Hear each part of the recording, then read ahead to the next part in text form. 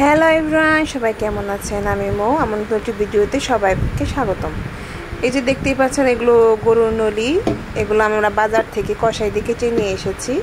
এখানে টোটালে 4টা আছে পা, 4টা পা এসেছে। এখানে আমি নলি না, মূলত হালিমের জন্য রেখে দিয়েছি। এটা দিয়ে হালিম খেতে অনেক বেশি ভালো লাগে। নলিয়ে যে হালিম, এখানে রাঁধুনি হালিম মিক্স কিনে নিয়েছি 2 প্যাকেট। 2 প্যাকেটই লাগবে, 2 প্যাকেট দিয়েই হয়ে যাবে আমার নলি রান্না।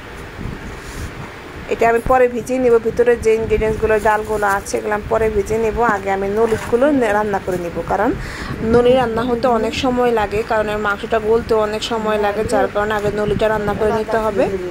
এখন আমি নলির মধ্যে একে একে সব মশলা দিয়ে দিয়েছি। এখানে আছে পেঁয়াজ বাটা, রসুন বাটা, আর মরিচ বাটাও আছে। আমি মরিচটাও বেটে নিয়েছি। আর এখানে আমি যে এক্সট্রা যে মশলা থাকে, রাঁধুনি মশলা, হালিমের মশলাগুলো, সেই মশলাগুলো হালিমের এই নলির মধ্যে আগে দিয়ে দিলাম।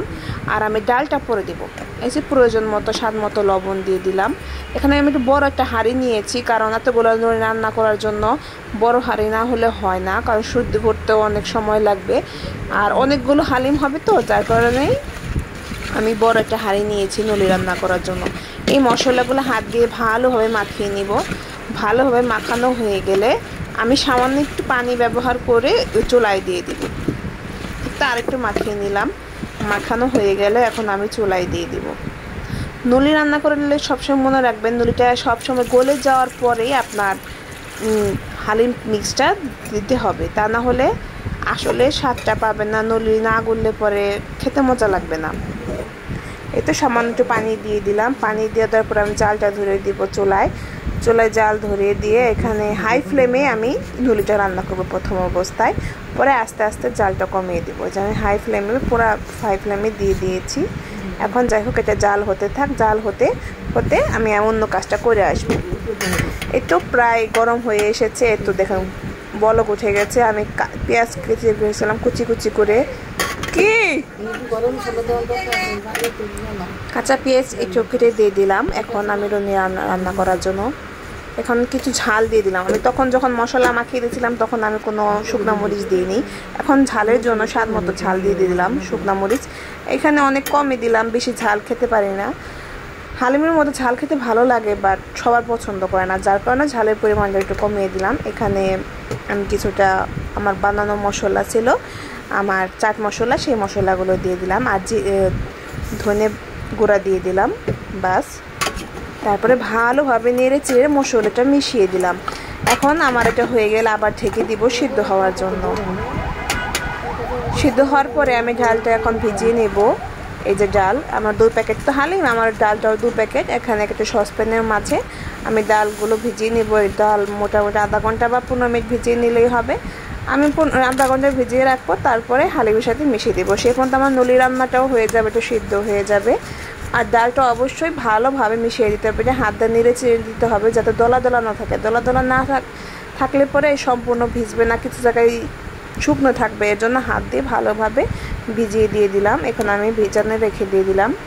এই তো দেখুন আমার ডাল ভিজে গেছে, এটা দেখুন ভিজে ফুলে গেছে। এখন আমি হালিমের মাঝে দিয়ে দিব। আমার নলি রান্নাও প্রায় হয়ে গেছে। এখন আমি দিয়ে দিলাম। এই যে আমার পানি শুকিয়ে গেছে নলি রান্না হয়ে। এখন আমার যতটুকু প্রয়োজন সেই পরিমাণ পানি দিয়ে দিব হালিমের জন্য। তারপরে সুন্দর হালিম রান্না হয়ে যাবে। এইভাবে হালিম খেতে কার কার ভালো লাগে সবাই বলবেন। আমরা তো বাজার থেকে ভালোই অনেক কিনে খাই, কিন্তু ঘরে রান্না করলে যে মজাটা পাওয়া যায় সেটা বাজারে কিনে খাওয়াটা তো মজা পাওয়া যায় না। যে দেখুন দারুণ একটা কালার এসেছে, অনেক যেরকম কালার এসেছে গ্রামও সেরকম আসছে।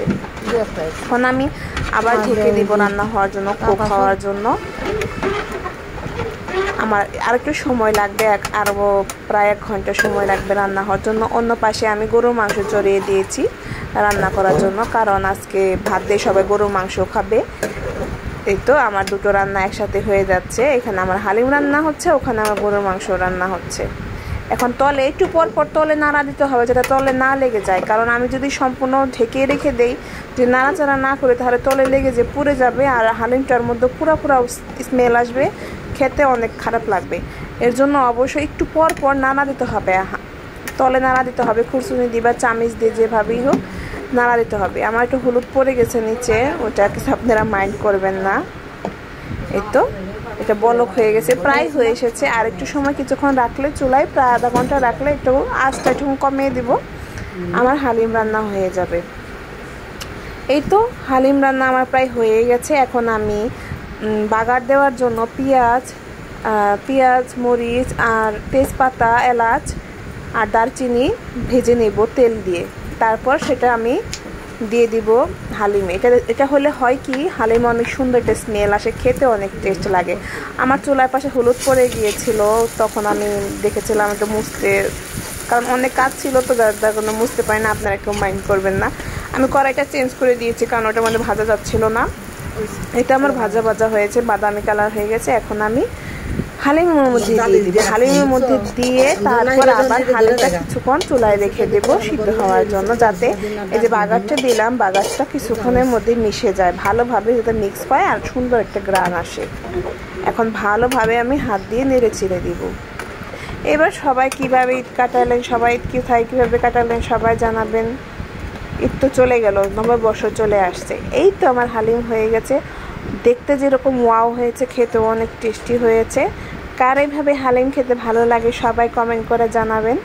আমার তো তর্স হয়েছে না, আমি এখন হালিম খাওয়া শুরু করব। এখানে আমি টোটালে দুইটা নিয়েছি। সবাই ভালো থাকবেন, আল্লাহ হাফেজ।